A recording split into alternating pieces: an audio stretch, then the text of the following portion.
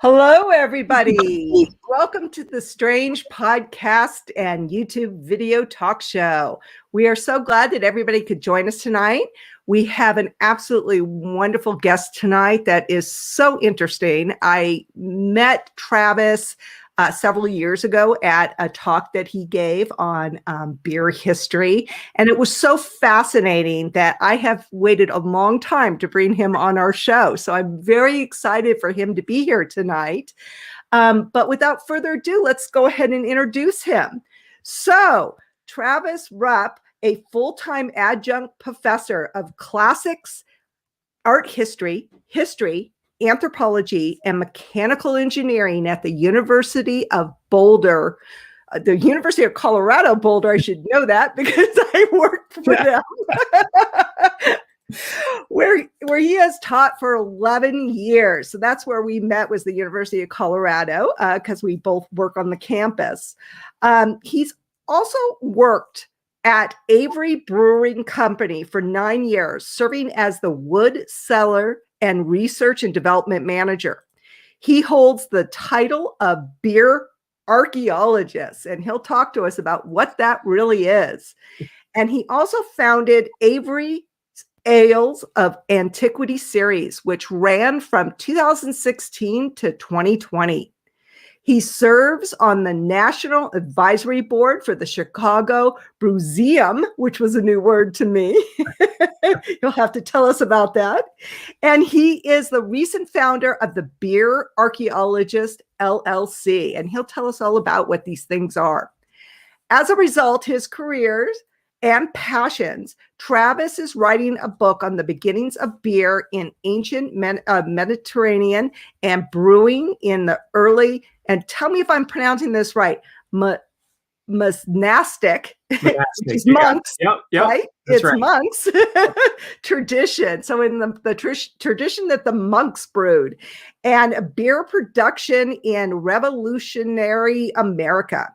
Recently, he has traveled and researched abroad, has focused on the monastic, that's a new word for me, brewing in Italy from 400 to 900 AD, brewing in Roman Britain during the 2nd century CE, and brew production at Mount Vernon and Monticello. And if you don't know what those two things are, it's George Washington's house, his estate, and Thomas Jefferson's estate. And so he's going to talk about that more. So welcome, Travis, to the Strange Podcast and Video Show. Thank you so much, Denise. It's a pleasure to be here. I'm very honored. Thank you. We are so glad to have you. I have waited a long time to have you on our show, and a lot of people were very excited to see you tonight and to hear about what you had to say about beer history and archaeology, and something that people don't think about. They don't, when they think about beer, they don't think about when it started and where it came from and all the different brews that were out there over thousands and thousands of years. I mean, it seems like it's been around for quite some time. So tell us first, what is a beer archaeologist and how the heck did you get into this? Yeah, that's a good question. It's one that I get asked often, is how in the world did you end up in this spot? And I'll be honest, it wasn't planned. Typically these things aren't, right? When they go down, you kind of just stumble into the world. And I actually moved to Colorado in 2008 for grad school. And when I finished in 2010, I was lucky enough to be hired back at the university, just teaching a class or two at a time, basically, when I first started. And that wasn't necessarily paying the bills at the time. And so I was looking for another job, and I'd been homebrewing for a long time. I started homebrewing when I was 19. So yes, before the drinking age,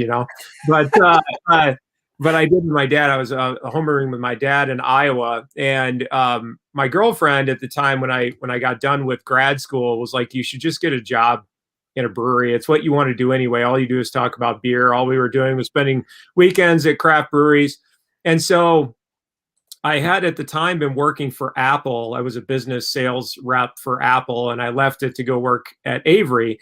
Now, getting into the beer industry is not the easiest thing. It's oddly enough a very romanticized job, because I will tell you there is not a lot of money to be made in brewing, and it's a very, very physical job.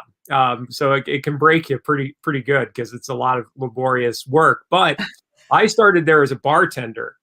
And while I was bartending, the production manager, Matt Thrall, who we called Truck, he asked me to start doing presentations on beer history for the staff. He's like, "You're a teacher, you can work on anything." I'm like, "Okay, fine, I'll start doing research on beer." I'd never worked on beer. My as a historian, my expertise in grad school, coming out of grad school, was Roman archaeology, and specifically I work on 2nd century AD Roman architecture and sculpture. So we get really pigeonholed in that field.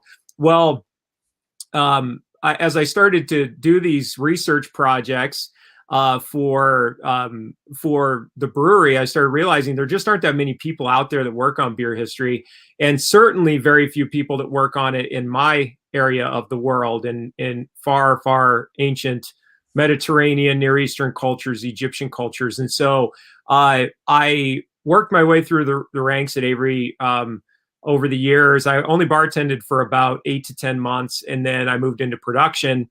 And 5 years ago, I moved into what was called the Special Projects Division. And in Special Projects, my job was to come up with new beers. I was a part of a team of 4 who came up with all the new sexy, weird, cool trends for the brewery. And then I took over that program a year later and became the manager of research and development. And I wanted to start resurrecting some of the research I'd done. And I'll be honest, it was very much for selfish reasons. I just wanted to conduct research. I didn't expect the audience or the public to be so interested. And it blew up kind of overnight, to the point where me being a beer historian and a beer archaeologist was something I was trying to do in addition to all these other jobs at the brewery, and it became its own thing. And so that's why I've broken away and started my own project now, the Beer Archaeologist LLC. So that's how I got into it. And what I do is literally I travel all over the world doing research on culinary cultures. I do a lot of work on food history as well, but I'm mostly a beer historian. And after doing sometimes upwards of 3 years of research on a project, I then try to recreate it. And I did 10 projects at Avery. Actually, Denise, if you show my slide 3, these are the 10 projects I did from 2016 to 2020. And so it was quite the undertaking, because once I started doing the projects, the odd thing about the thing I didn't expect was people contacting me and asking me if there they are, asking me if I'd be willing to do projects for them. So a lot of these were in conjunction with the Denver Museum of Nature and Science, who I still work with on a lot of projects. So you can see the range is pretty exponential there, with ancient Greek, ancient Egyptian, Viking, Peruvian. I did a project for the Dead Sea Scrolls, 2 monastic projects, ancient monastic projects. And then between 2019 and 2020, I did the projects in the United States, George Washington, Thomas Jefferson, and also the original IPA. So pretty wild, a lot of fun. Well, it's so interesting. I was we were watching a program last night, and the name of the the archaeology site is escaping me. It's in Turkey, and it's the Prius. It's the Stone Age one that they can't believe that they found that they brew beer. Do you know what I'm talking about? Tepe? Was it Göbekli Tepe? Yes, I think so. In southeastern Turkey. Yes. Yeah, I've done a lot of work on it. I'll be speaking pretty well, as long as my abstract was accepted. I'll be speaking at the National Homebrewers Conference on that very site, which is it's really exciting. I've been studying it for a long time. Yeah, that whole site's fascinating. I want to go to Turkey and go see it. I mean, didn't they find like containers? Yeah, and they were very surprised to find out it was beer, and that was like 10,000 years ago? That's exactly right. Yeah, it's one of as of right now, I'm teaching a course on ancient food technology for the mechanical engineering program at CU, and my students we were just talking about this a few weeks ago because they were just blown away by the fact that this site is one of the oldest archaeological sites that exist in the West, and it also does date to about 10,000 to 10,500 years ago, or around 8,500 BCE. And yeah, they found containers that are 40 gallons in size that had oxalates left behind from beer fermentation in them. So it's just wild. It shows how old this beverage is, and it's such a cool component of history. It's wonderful to be able to look at history through the lens of beer. That's what I do. So yeah. Well, one of our viewers, Tootie Snyder, Offbeat and Overlook, was saying that she's drinking absinthe. For some reason, I always have a hard time saying it, which was actually illegal for almost 100 years in this country. Yep. It just came. The Fairy. Yeah, the Green Fairy. Yeah. Just came legal, I think it was 2007. But right. The reason I bring this up is that one of the primary ingredients in that is wormwood, which is mugwort. Yeah. It's mugwort, right? And I heard that one of the ingredients that they used in ancient beer was mugwort. So it seems like that was kind of very prevalent back in the day in Europe. Yeah. Yeah. Actually, wormwood has hallucinogenic properties. Mugwort it's kind of like an herbaceous component. I've actually used it in some of the experimentation I've done when we did our ancient Viking brew that was from about 900 to 1000 CE. What's not clear sometimes when I'm able to dig up all of this material and research is exactly what the recipe is. So part of the experimentation is running variables on it. You know what I mean?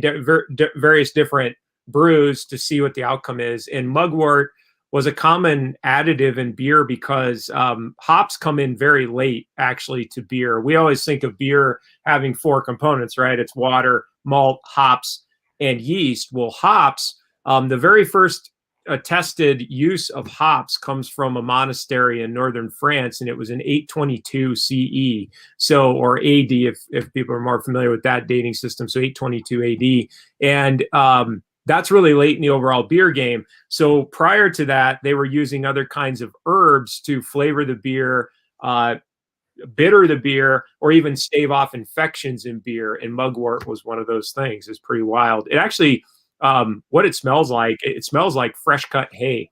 It's actually quite pleasant. And surprisingly, I thought it was going to taste terrible in the beer because you don't really want a beer to taste like fresh cut hay, but it actually was really quite nice. To be honest, it's not that overpowering. It's more of a subtle herbaceous component. Yeah, I've always wondered what it tasted like. I hear it so much coming up, Harry Potter comes to mind. Exactly. Yeah. Yeah, for sure. So how long has beer been around? Yeah, that's an excellent question. And yeah, you're putting up Ruck Effect Cave is a phenomenal example of really, honestly, modern archaeology where the date keeps getting pushed back, to be honest. And the finds at Göbekli Tepe that have come to light in the last couple of decades, to be honest, have really opened our eyes to the reality of ancient peoples. What I often will explain to my students and in my classes is the reality that we often take for granted what's available to us, and we've just presumed that the ancient peoples were dumb because they didn't know any better. They didn't have technology like we do. And as a result of that, we take for granted how smart they probably in fact were. And when it comes to a lot of foods and beers or alcohol in general, I think the date needs to keep getting pushed further and further back. Right now, a lot of the scholarship, whether it be from my perspective or a few other colleagues in the field, a lot of us are putting it back at least 10,000 years ago, if not a little bit earlier. And a lot of it has to do with the fact that we became much more active after the last ice age than a lot of people have presumed. And there are a lot of falsifications that have been made about people who were hunter-gatherers, that they couldn't have known how to cook that they literally are just moving around trying to find resources to survive on. And we actually know that people, just because they were hunter-gatherers doesn't mean they weren't sedentary. They could still have local hubs that they lived in and then go out and hunt and gather. And to be honest, I think that they were probably a lot smarter than a lot of us were, because of how much they had to rely on nature and be one with nature. So when it comes to beer, it's at least 10,500 years old, if not older. And why I think that's so important and why I love the field of beer as a historian is a lot of people presume that wine or mead came first. I mean, if you look into our ancient literary sources, Homer talks about wine all the time. And you look at Beowulf and it's all about mead. Well, archaeological evidence shows that that wine, we can date it back to about 6,500 BCE. That's as far back as we can go currently with wine. Mead, maybe around 2,500 BCE, but we actually don't get our first literary references to it until about 800 BCE. Beer, 8,500 BCE. So it literally is, as far as we know right now, it is the oldest alcoholic beverage on the planet. So for those of you that don't know what mead is, MEAD, it's a fermented honey wine, right? Yep. And I thought that was the oldest that mead was, because I knew mead was pretty old. And so you're saying it goes back to like 8,500 BC to 10,000 BC. I mean, that predates the pyramids. Oh yeah. That predates Moses. I mean, we're going way back for those of you to give you an idea of how far back that goes. We're millennia. Exactly. Yeah, we're millennia before. I mean, the pyramids are built in the 3rd millennium BCE. So we're talking about beer being produced, 5,000 to 6,000 years earlier, at least. The first state systems didn't even start forming in the West, ancient Sumerian communities around 5,000 to 4,000 BCE. So they predate that by 3,500 to 4,000 years. So it's really at the core. People, and maybe it's because I'm so attached to beer and it is my life and it is my identity, but it really is at the core of what makes us human, as far as I'm concerned. It's one of the first things they figured out how to mass produce. So. What cracks me up is that, here they're nomadic and, they're hunters and gatherers, but they knew how to make beer. They sure did. That's right. That's right. It's like, leave the ingredients. We'll go out and get some mastodons and we'll be back. Yeah. Exactly. Yeah. Absolutely. So Rose has a question in the audience. She's allergic to beer. Mm-hmm. And she wants to know if what a curse. Yeah, to be honest with you, Rose, so am I. Because I'm gluten. I have problems with gluten, and that might be Rose what's causing Rose an issue. But she wants to know: is it the way that it's being brewed nowadays that might cause an allergic reaction? If you know that, because I know your specialty is more history than it is. Oh yeah, biology. But I was a professional brewer for 9 years, so I've been asked this question quite a bit. And really? Yeah, and I mean, at Avery, doing what I did at Avery, I was a professional brewer basically. So that's what I did while I was there. And Rose, I mean, Denise has already kind of touched on it. One of the biggest things is the gluten intolerance. And what has happened with modern beer is that most craft breweries they can't afford having 2 separate brew systems where only wheat beers are produced on one system and then barley-based beers are produced on another. And so very few breweries can say that they are, quote, gluten-free as a result, because the same equipment is used. And typically, though, I will tell you that most beers that are 100% barley-based, you're not really going to have an issue. If it is a gluten intolerance that you're having problems with, there are also clarative additives that are added to beer now. When I worked at Avery, it was an enzyme that was derived from mushrooms. It was called Clarex, that would be put into beer to make it nice, sparkly, and crystal clear. That actually pulls out virtually every last molecule of gluten in beer, but breweries still can't market it as gluten-free because they produce their wheat beers on the same system. So depending on what brewery you go to, you can ask them if they have any beers that are actually gluten-free, and they should be able to tell you. I know at Avery, we had a list that we could tell people that we were pretty confident there was no gluten in.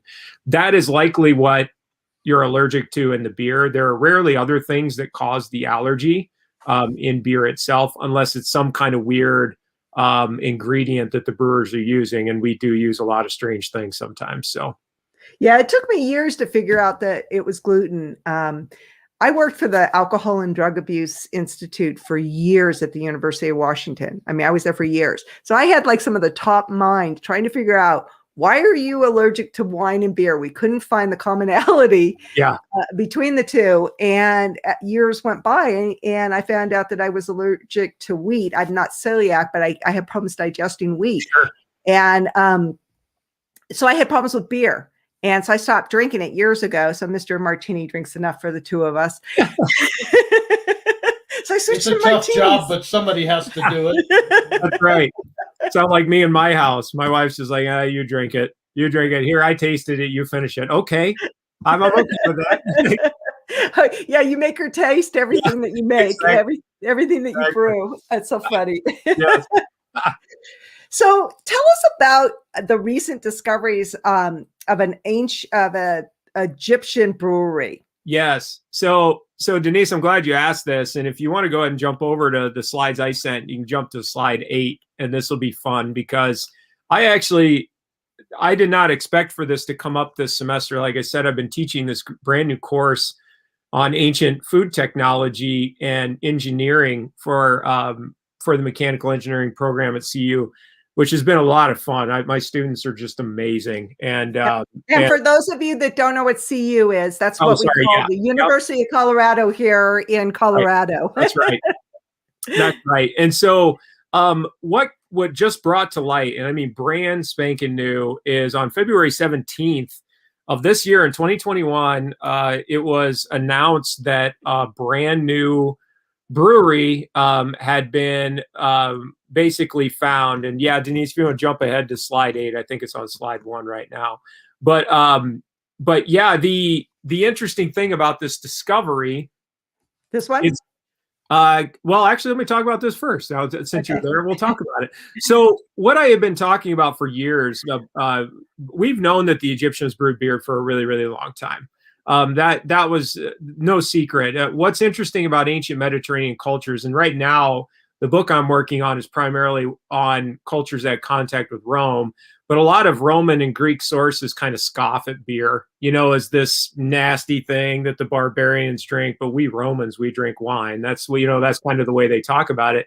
But the Egyptians were never like that. For the Egyptians, beer was extremely important to their economy, and it was also considered the most appropriate beverage to give to a pharaoh, to dedicate as a votive offering to gods. There's even a god of beer called Chenenet in ancient Egypt. And so we know that they were producing a lot of beer, and new finds come up every once in a while. What you're looking at here was a find in 2014. So in 2014, they were excavating this site near Tanis in the Delta. Yes, Tanis is the site made famous by Indiana Jones and Raiders of the Lost Ark. There were no Nazis there this time while they were doing excavations, of course. But in 2014, they found this ancient site, Tel El Farka, it's called, and they found 5 breweries in this small community. And what you're seeing here is what it looks like to find an ancient brewery. Now, you might look at it and you're like, that is a mess. I mean, how do you make heads or tails of what you're seeing? Because on the right-hand side, you're seeing basically what the brewery is in the upper right-hand corner. Bottom right-hand corner is a stanchion for boiling wort. And then on the left are a bunch of containers that we're pretty sure had beer in them. So if you go actually to the next one, Denise, there, the next slide shows what it looks like when you start peeling back the layers. And then one more, it'll animate it and show you literally a layer being peeled back. So you can see that we start to see what look like stages of brewing. And then on the next slide, Denise, you'll see that this is a reconstruction of it. And what we've learned about the Egyptians is brewing I mean, brewing really hasn't changed, with the exception of the inclusion of hops eventually in the profile. These beers were produced kind of the way we do today. We go through what's called a mash step, where you put the grain into the malted grain into a liquid that's usually in Fahrenheit about 165 to 180 degrees. Let it sit for a while, and then it's moved into another container where it's boiled, and that's the one that's in the background of the image. After the boil, this causes all of the ingredients to completely emulsify, and then it goes to what's in the third ring there was probably a packaging area where it would go into containers for shipment.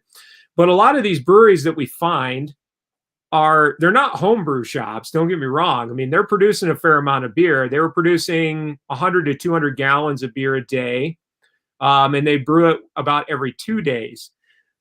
Or I should say the fermentation would take about 2 days, so it would go out about every 2 days. But what was found on February 17th on the next slide, this was unreal. So it was announced that a new brewery had been found at Abydos, and Abydos is a funerary location that's far, far south of Cairo. It's something around, I don't recall right off the top of my head, I want to say it's about 200 or so kilometers or so south of Cairo. Don't quote me on that. I have to look at the actual distance, but nonetheless, it's further south, more kind of in central Egypt. And they found this massive installment, and I do mean massive. And what's also really cool about it is it dates to 3000 BCE. Now, why that's really, really interesting is 3000 BCE is literally when the Egyptian imperial system formed. So it's when pharaohs basically started in Egypt. They had almost 3,000 years of history before the Romans ran them out. But this is at the very beginning. And what you're seeing here, these are brewing vats. And actually, if you jump to the next slide there, Denise, they're dating this to the reign of Narmer. And Narmer may be someone that some of the viewers are familiar with, because he comes up a lot if you watch any documentaries on ancient Egyptian material. Narmer was one of the first pharaohs. He's not the first. There was a dynasty we call Dynasty Zero, where they were figuring out who the kings were, and we don't know a lot about them. But Narmer is one of the first that may have started Dynasty One. And this is the very well-known Narmer palette on the right-hand side from his reign. So they're dating this to the very beginning. And you can see the statistics on the screen. This brewery has completely blown our mind because it was built to produce 5,000-gallon batches of beer. And I just said the brewery that was found in 2014, 1 to 200 gallons a day. These are 5,000-gallon batches, not just a day. These are batches coming out 5,000 gallons in size. On the next slide, you'll see. I have a quick question before we move on. Yeah, go ahead. So 5,000 gallons. What's the average gallons that a microbrewer usually puts out? That is a great question, because I actually have a slide built in that I'll show you exactly what this looks like. But 5,000 gallons is roughly equivalent to about 240 beer barrels. It's on the next slide, Denise, if you want to go to the next one after this. So that's me standing in front of one of the tanks at Avery when I was working there. And one of the tanks behind me, that's a 240 barrel tank. 5,000 gallons is about 160 barrels. And when we would brew, typically when we brew into a 240, like the ones you see behind me there, we would only brew to about 160 or so beer barrels, because you have to leave headspace in the tank for a proper fermentation so you don't get weird off flavors from the yeast. So we're talking about batch sizes equivalent to a craft brewery the size of Avery. Avery's considered a mid-sized brewery. So they're kind of along the same lines of an Odell in Colorado, or Great Divide's a little bit smaller than Avery. But depending on where you're at, you know what I'm talking about in regards to your mid-sized breweries. So these are big batches of beer. So that's a lot of beer. Well, I have another question too. Sure, go ahead. So I noticed that the containers that they put them in are pointed at the bottom. Do you know what the purpose of that is? Yeah, absolutely. So they're doing it for the exact same reason we did it in Antiquity, or we do it now the same reason they do in Antiquity. The conical shaped vessel actually promotes hydrostatic pressure to force solids out. And so you think about it, we're talking about in the modern era when we're brewing, we're putting a lot of stuff into that beer, whether it be hops or yeast and all that kind of stuff. What you need, why they're cone shaped, is hydrostatic pressure. So actually just the weight of the liquid itself will actually force the solids out of the beer. And a cone shape at the bottom actually forces it all to coagulate in the bottom of the cone. If you do a flat bottom, what we call a dish bottom vessel, you don't get very good what we call flocculation or sediment reduction. And so this was actually to allow them to get the thick stuff out of the liquid so that they could have something more palatable to consume when they draw it off the vessel. Gotcha. Yeah. It's really cool to see them doing that even then. Yeah, this is the breweries. These are the breweries here. Those little red boxes you see on the left, those are installments. So there were multiple brew houses basically within this installation. There were upwards of 40 brew vats that were found per installation, which is why we know they were producing upwards of 5,000 gallons per batch, which is just amazing. And my students, what I was telling them, I was just talking about this last week.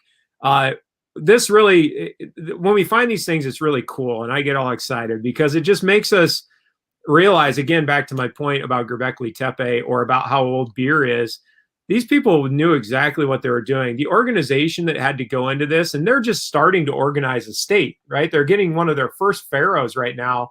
But at the very beginning of that institutional development, they've got beer and they're producing it on a massive scale. And it goes well beyond just the brewery. I mean, think about all the farmers that had to grow all that grain for them, all of the maltsters that had to malt it for them in order to come in to brew it.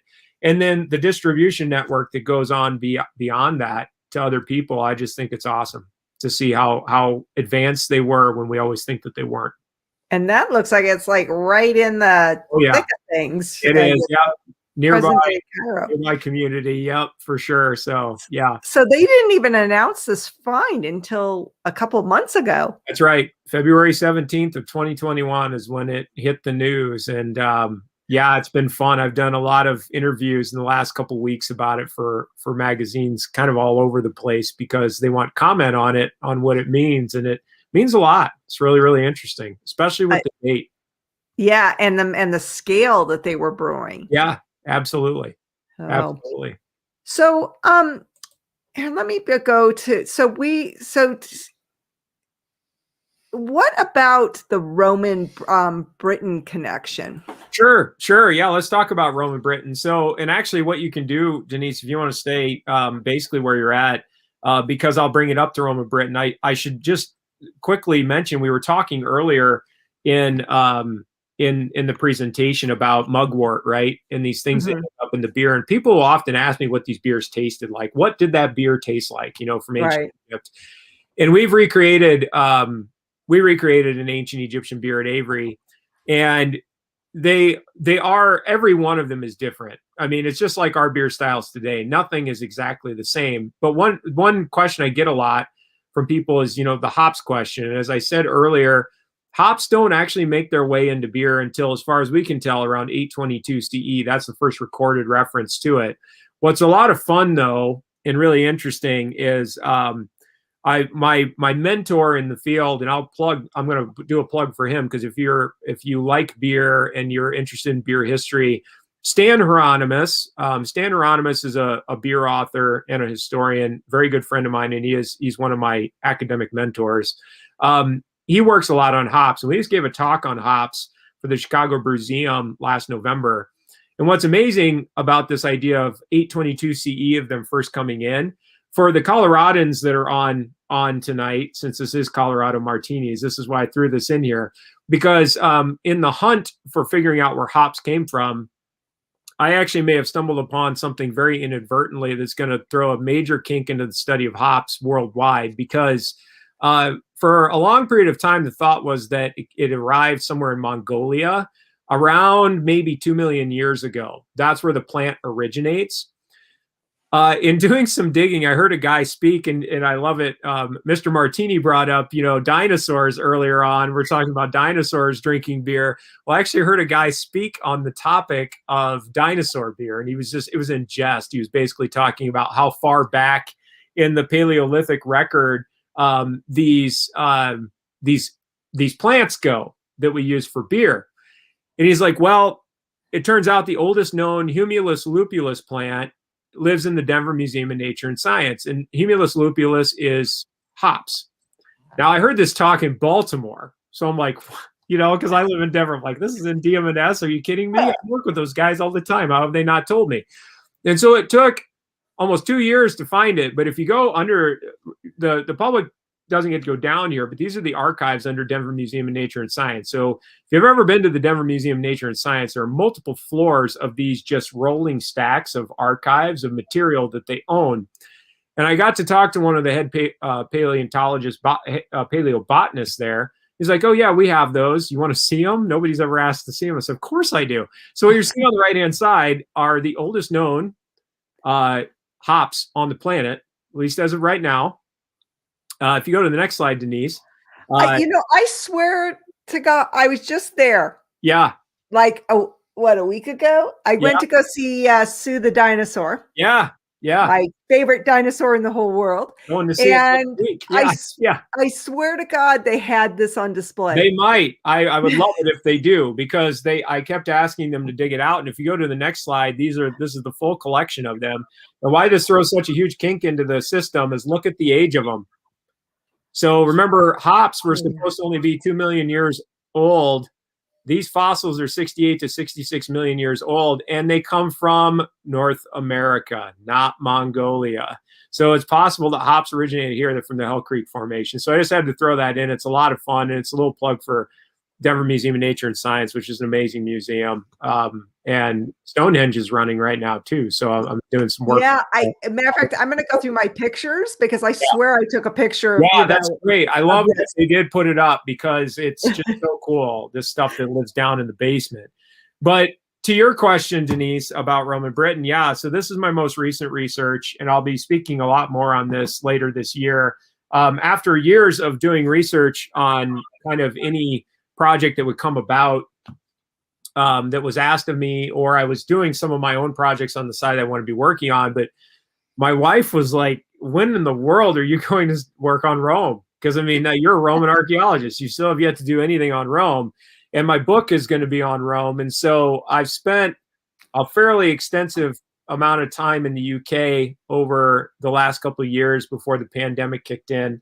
And I've been working on Roman British beer. And on the next slide, is the site one of the sites I've been working at, which is Vindolanda. Many of the viewers might be familiar. It's one of the best known or best preserved / excavated Roman fortifications on the boundaries of the Roman frontier that exist. And it's in Britain. What I was saying earlier, what I think is interesting about the Romans is they scoff at beer. When we look at their literary sources, it's just, oh, that's the thing the barbarians drink. We drink wine, and but I've absolutely fallen in love with the UK, and especially working on Roman Britain because of how well things are preserved there. And as a slight, I guess, little teaser, because like I said, I'll be speaking more on this topic a lot this year and probably publishing some material on it. But if you go to the next slide, Denise, what is so cool about Vindolanda is that the soil at Vindolanda is actually so boggy that organic material doesn't break down. So this is a Roman military camp that was built around 122 or so CE or 122 AD. And because of the anaerobic activity in the soil, meaning literally there are no microbes alive or active to consume organic material, stuff like this survives. These are little pieces of wood from the Roman Empire that are they're ledgers of material that was brought in for the Roman troops to consume, or requests that were made. And you'll notice that I've highlighted it for you in yellow, but it literally says Atrectus on it, the Cervesari, and then it cuts off, but we're pretty sure it says the Cervesarius, which is the brewer. And so we actually know that they were they coveted, the Roman soldiers in particular coveted beer, and actually loved it. Where all these highfalutin 1% of the population, Romans who were writing all the history, scoffed at it. The soldiers who were out on the frontier were consuming it in large, large quantities. And so a lot of the work I've been doing there has to do with looking at this material, also visiting the places where the ingredients were stored. And what's phenomenal, again, about Roman Britain as well as Gaul, or what is modern day France, is on the next slide, Denise, you'll see a whole collection of granaries. And this is where the grain was stored that they would later use to make beer in some instances. And they're just beautifully preserved. And it's me standing in two of them to give you some scale of these things, but they were packed full of various types of wheat and barley. And so hopefully, kind of kicking around some options for this, but we will be recreating a Roman British beer with a brewery, possibly in Colorado, but also just as likely abroad, to revive this beer that the Roman soldiers drank. And a lot of it is based on, I get asked sometimes, how do you know? How do you know that there is beer being produced there? Well, one thing that I've come upon as of late, and on the next slide you'll see it, is when you go to museums, they often have this displayed. They always called it charred grain, and it must be the product of a large fire that came through, or that the camp was raided and burned to the ground. Well, what's come to light in the last couple of years while I've been doing work on this is that no, a lot of it is just preserved this way because I think it's because it got a little too close to the kiln floor when they were kilning the malt. And how we know that is if you put it under a microscope, it actually has been sprouted. And you have to sprout grain in order to create malt. And they only do that in Antiquity to make beer. And so there's a lot of evidence to support that they're producing a lot of beer. So Roman Britain's a lot of fun. And yeah, like I say, I'll be doing a lot more on that topic coming up. I'm so happy to finally be working on a Roman beer. So yeah. Oh my God, that's so interesting. Yeah. So tell us about, the IPAs, like where did that come from? Yeah. So some of the other topics that I told Denise Patrick I'd talk about tonight were some of the more recent projects I've been working on. And I am an ancient historian, so I've spent the vast majority of my life working on ancient Greek, Roman, Egyptian material. And what happened in about 2018 or so, 2019, was when I was still working at Avery, the marketing team came to me and said, for the love of God, can you make a historic American beer or something that's relatable to America? Because it's really, again, sometimes it's hard to get a large population excited about a Mycenaean beer or something, right? A lot of people don't even know who the Mycenaeans are. And so I said, sure. It turns out that I actually had been doing research for several years on IPA. It's the best-selling craft beer style in the United States. The IPA is. And I have to admit my ignorance. I had no idea that it stood for India Pale Ale. Yeah. I had no idea. Kidding me. I had no idea. Yeah, I'll briefly explain why it has that title too. The IPA, or the India Pale Ale. And I've been working on it for a while. And so one of the projects I undertook as a beer archaeologist was try to recreate this thing. And I will tell you, people always assume that ancient Egyptian beer is going to be the hardest, or ancient Mycenaean, something really, really old.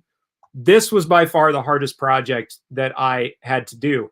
And the reason why, very, very briefly, because I could go on for hours talking about the history of this thing, but it's called an India Pale Ale because they were produced primarily in the UK, primarily in England, some in Scotland as well, and they were exported to the colonies in India. So the beer was exported, and all it was a pale ale that they treated slightly differently to send it abroad.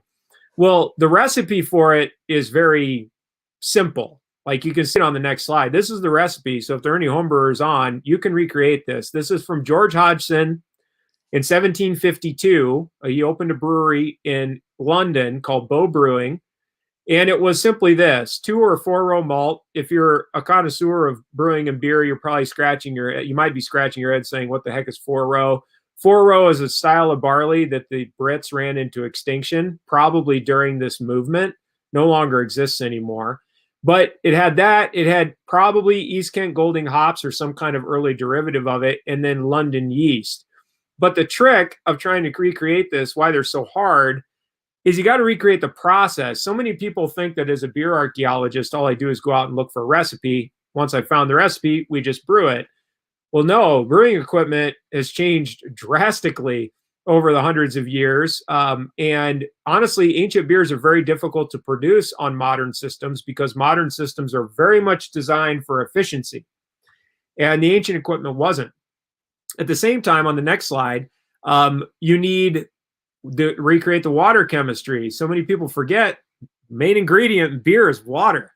And so you got to recreate the chemical profile of the water. Otherwise, you're not going to get the same product. Water is one of the biggest drivers for what your beer is going to taste like. And so these are basically the different kind of chemical compounds that we had to consider from either a Burton-on-Trent strain of IPA or the London strain. And the other part that was really, really difficult, if you continue down, Denise, is the fact that these were put into oak barrels and then they were shipped, and they were shipped upwards of 11,000 nautical miles to get to India. So if I'm a true beer archaeologist, I'm going to recreate this. I have to brew all the beer in wood. It has to all be put into wood, and I have to ship it in the middle of Colorado as though it's being put on a boat and sent to India. And also, if you go to the next slide, I had to figure out on what boat, where on boats they held, where the beer holds were. And that does matter because the temperature that they're going to be held at is going to be different if it's above the water line or if it's used as ballast below the water line. And also on the next slide, I had to consider all the temperatures that would come into play. These things would leave London in October typically when they first started being produced. When the water was about 40 to 45 degrees Fahrenheit, it would then be sailed to the equator where it's 85, 86 degrees. It'd get cooled down again going around the Cape of Good Hope and then heated back up again. This is an absolute nightmare for a modern brewer. You're absolutely brutalizing the beer. It should not turn out well, essentially is the idea. Well, we did all this. Yeah, exactly. We did all this in the middle of Colorado. So if you go to the next slide, I did it. I set up my mad scientist lab and we fermented all the beer in oak. That was my closest colleague at Avery, Colin Quinn, who helped me with most of these projects. And then we did fluctuate the temperature. We did everything you could think to it. We rocked these barrels every day to mimic water transport for 3.5 months because that's the shortest trip that the IPA would take from London to India was 3.5 months. You said rock? Like a you literally rocked the barrels. Yep, we had 26 of them and we'd shake them every day. And babies to sleep. You got it. And we also fluctuated temperatures. We had a cold storage unit where I could slowly bring them up and down from 40 to 85. So this should have made the beer just turn out absolutely terrible. But surprisingly, if you go to the next slide, this is what it looked like when it was packaged. It actually was an extremely popular beer. I assure you, it tastes nothing like a modern IPA at all. So modern IPAs are very, very bitter. This one was not. It was earthy. But it was the hardest one I produced, 3.5 month project to create it. But it was a lot of fun, and I look forward to trying to do it again, hopefully. So how long did it take you to do all that? So the research for this took about 2.5 years because I was working a lot in London as well, looking at old archives. I was even contacting a good friend of mine, Mark Meltonville, who's the food historian for the royal family. So he just works for the royal family, and he works recreating ancient food for them in the UK. They have a food historian. They do. Royal family has a food historian. They do. Yeah. And he and I have talked a little bit, and it's difficult because I had to get my hands on a lot of resources that are not open to the public to do a lot of this. I also relied a lot on some of my colleagues in the field. Mitch Steele, good friend, wrote a whole book on the history of IPA. He was a resource. Stan, again, Hieronymus, my mentor. And then to do the whole thing, so it was about 2.5 years of research, and then to actually produce the beer and then eventually can it was about a little over 4 months to do the project. And that's the fastest you can produce it. Some of the IPA was produced and it would take 12 months, 24 months to get to India. And so this was the fastest trip it could possibly take. It was basically a direct route if they didn't stop somewhere, which was insane. Wow. Wow. Well, I want to make sure that we get on to Sure. Peter Hemmings. Yes. Well, because I've always been fascinated Yeah. with the Hemmings family. And I was wondering first if you can let us know who the Hemmings family is and their importance in history. And then tell us the contributions of Peter. Yes, absolutely. And so and you can feel free to go to the next slide now, Denise, because it works right in. So Peter Hemmings, the last project I did while I worked at Avery, I was doing some work on like Denise indicated at the beginning of the show. My side project, I guess you'd say, is Revolutionary American history, and I research it a lot, and I'm very interested in early food and beer at that time. And after doing George Washington a few years back, I decided to take on a different topic. But the beer I produced, and what I've actually been sipping on all night, is the beer I produced in honor of Peter Hemmings. It was the last project I did at Avery, which was, where's my camera? There it is. It's called Monticello. I don't know if they have any available anymore. I left there at the end of October. They might still have a little bit of it left. But Monticello was... I called it Monticello because the beer is intended to commemorate Peter Hemmings. It is not intended to commemorate necessarily Thomas Jefferson. It's not to outright damn Thomas Jefferson, but it's no secret that Thomas Jefferson was a large slaveholder of our founding fathers. What I was curious about, I'd done a lot of work at Monticello. And I have to credit the librarians at the archives at Monticello for literally doing so much research before I arrived and having just these massive accordion files and material ready for me to go through. And then I spent several days there working through a lot of documentation. And what was very clear was that Thomas Jefferson, who gets credit a lot of times for being a brewer, was arguably never a brewer, and the individual who was brewing beer for him was a man by the name of Peter Hemmings. Now, Peter was a part of the Hemmings family. The Hemmings family, and if you go to the next slide, Denise, was primarily housed at Monticello. Monticello was this lavish estate that Thomas Jefferson built on this huge acreage that he inherited from his father. And just outside of where Monticello is, if you've been there before, you'll know that there's a whole row of buildings, which is essentially where most of the slaves were housed. The Hemmings family was very close to Jefferson in a lot of ways, and that the pun intended, because not only were the Hemmings some of his most premier house servants or slaves, and certainly the enslaved cooks, but many know the story of Sally Hemmings, who he fathered many children with. And Sally, their sexual relationship started when he was in France. But Peter was one of the brothers. Peter was a brother of Sally. And Peter had learned the culinary trade from his brother mostly, but he also was a brewer. And diving into and also I found out that he was also the son of Elizabeth Hemmings, Sally and his mother, but his father was the fifth child by her master at the time, John Wales, which was Thomas Jefferson's father-in-law. Correct. Absolutely. And so you're already seeing, kind of that blending, at the time, I guess we could call racial blending, that they were trying to hide. Honestly, they were trying to hide the reality from a lot of people of what was going on.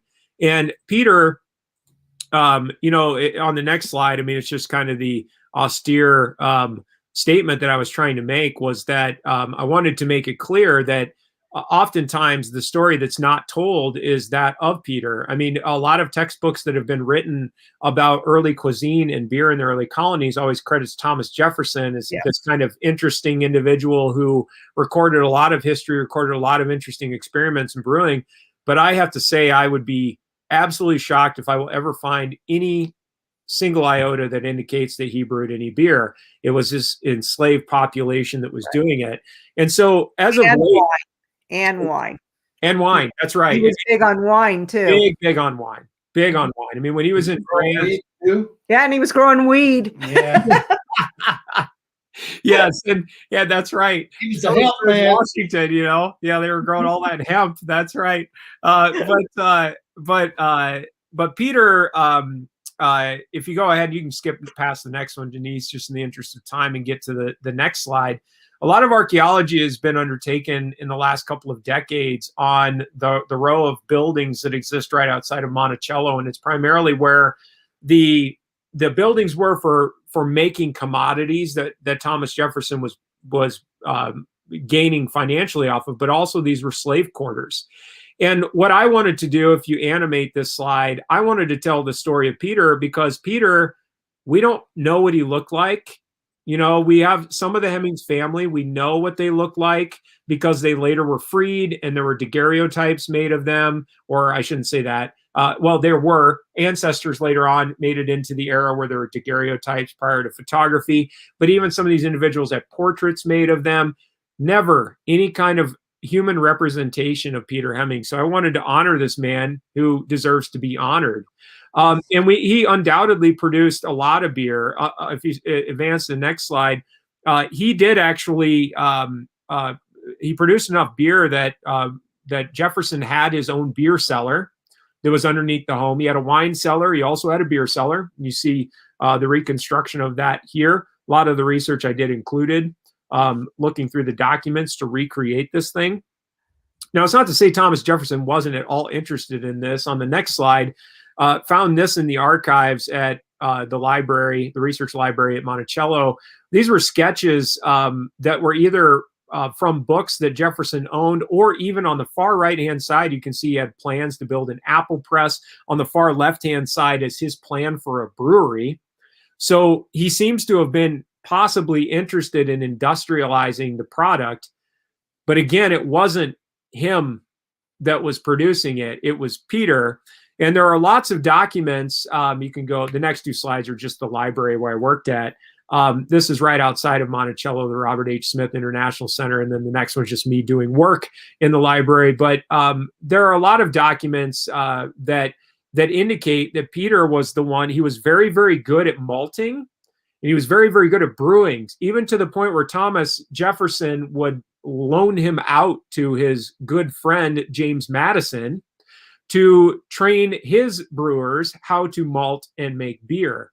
And so I, after a lot of work on this, created a beer. It is a persimmon beer. Persimmon, the recipe, if you go to the next slide, is basically based off of persimmon bread, which is an old colonial food. They literally would make the bread loaves and crumble them up and ferment them. Persimmons are what you see on the left-hand side there in the foreground. Kind of look like a tomato, but they don't taste anything like it. They're sweet. They're kind of like a weird peach with some acidity. Next slide is me just dumping in bags and bags of pureed persimmon in for this beer when I was working at the brewery. And then the last slide is me fermenting it and then tasting it coming out of barrels. And it was just such a phenomenal experience with this is I still have a lot more to tell with this untold story of Peter Hemmings. I'll be doing a talk for a brand new project in North Carolina called True Colors that's trying to educate gang members about the brewing industry in hopes that some of them will leave that industry or at least turn their industry into something that's a bit more positive for the environment. And I've been asked to give this talk. So I'll be doing a talk on this for True Colors in April, late April, and more to come on this project because it's definitely one that's near, close to the heart. And it's certainly one that there's a lot of emotion wrapped up in it. But it was an awesome project. The last one I did, I released this in February of 2020, right before the pandemic shut us all down. So, yeah. So if somebody wanted to taste or find some of these recreations, where would they find them? Yeah. Right now, because I'm not working specifically with one brewery, they may still have some of these at Avery. If not, I would say stay tuned a little bit for stuff I have coming up. I am launching a new website in the next couple of months called the Beer Archaeologist. And that's the new program I'm running. And there are still breweries out there that produce historic kinds of beers, especially a lot of the monasteries still produce historic ales. But the other thing is you can just continue to follow me on my social media channels, and more stuff will be coming out about what I am doing and what's coming up. I hope to be working. One of my best friends at Avery is now the director of innovation at Denver Beer Company, and that's Andy Parker. Andy actually taught me a lot. He worked at Avery for 18 years before leaving Avery, and hope to work with him on some projects so Colorado locals can get them, but also looking to expand it beyond the state as well. So is there any place, so when you have those things, what I'll do, everyone, is I'll put his links in the description of the video. So definitely check back. They're actually on the very last slide, Denise, of my PowerPoint is also where you can follow me and where you can, where things are coming from as well. My website is literally it will just be the beerarchaeologist.com. And there will be a lot of other, if you search anything in regards to beer archaeology, it'll come back as well. But yeah, and like I say, there are other breweries out there that are they're getting interested in the topic of recreating ancient ales. And so I think that other breweries will continue to do this. One that I would highly recommend if you're out on the East Coast is Yards Brewing. Yards is out of Philadelphia. Tom Cahill, who owns that brewery, is a good friend of mine, and they have a whole series of beers called the Beers of the Revolution, and he's done a lot of work on colonial brewing as well. But yeah, hopefully more and more to come. So you also made some George Washington. I did. Yeah, I did. And that was the project that really got me really deeply ingrained. And, I got to get this first book done first, but once I get it done, I'm going to have to decide if I'm going to finish the monastic brewing book or dive again. Yeah, that's right. The monks, or dive wholly into the revolution. The monastic project is a lot of fun, and I've been working on it for years. I actually got to spend a very extensive period of time with monks in Italy to work on that project, who've also become good friends. Father Francis there, Father Martin were very gracious when I was there, and so I want to do due diligence for them as well, and get that project done. Oh, how interesting. This has all been so interesting. I just learned so much, and you are just a wealth of knowledge of all this.